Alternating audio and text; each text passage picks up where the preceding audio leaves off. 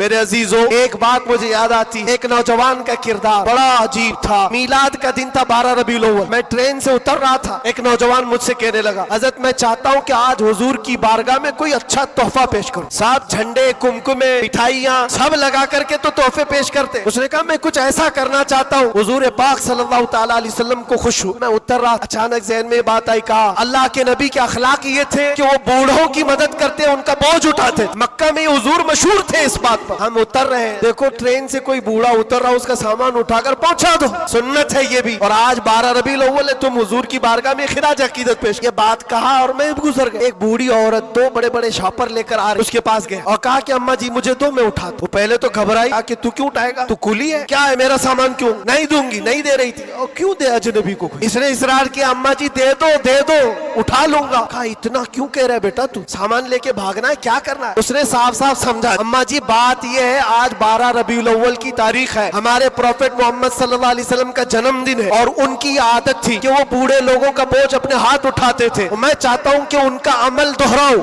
ان کے اخلاق پر عمل کروں اور میں ان کی روح کو خوش کروں۔ بوڑھی کے دل میں بات آ، لے لے بیٹا، تو تیرے نبی کی بات کر رہا ہے، تمہارا کوئی تہوار کا دن ہے، یہ کرنا ہے تو کرو۔ وہ شاپ پر لے کر کے گیا، اس کو جہاں تک پہنچانا تھا پہنچایا۔ یہ بات آئی گئی گزر گئی، ہم بھی تو سوچتے ہیں کہ چھوٹی سی بات۔ 6 مہینے گزر جانے کے بعد اس نوجوان نے مجھ سے کہا کہ حضرت وہ بوڑھی عورت جس کا میں سامان اٹھایا وہ ابھی رابطے میں، کانٹیکٹ میں، ابھی آئی اور کہہ رہی ہے کہ بیٹا 6 مہینے گزر گئے، اب تک میں تیرے نبی کا بایو ڈاٹا ہی پڑھ رہی ہوں، اب تک میں ان کے اخلاق ہی پڑھ رہی ہوں۔ کیوں؟